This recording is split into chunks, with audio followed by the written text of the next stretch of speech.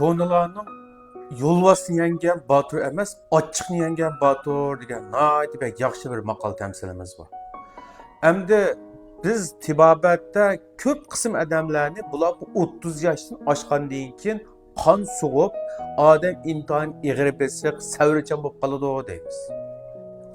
Endi hozir jamiyatimizda bu turmush besimining kuchayib ketishi, turmush ritmining tezlashib ketishi sababidan 30 yoshdan oshgan, hatto 40 yoshdan oshgan ba'zan qiron yigitlarimiz ochiqni yengolmay, ochiq ziyodan ko'p ochiqlanish, ziyodan ko'p koyish, jamiyatdan zorlanish, mushu sababdan nurg'unga ishga kasalliklarga giribtor bo'lib kelyapti.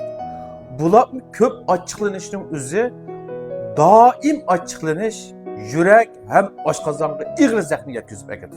Yurakdan etilib chiqqan mushu sop pokiz qonni pasif holatga kelib, badanga taqiladigan qon ruhningki jonsiz, sifatsiz holatda taqilib, badanga bartgan hayotiy kuchni zo'r darajada xo'rtib o'tadi.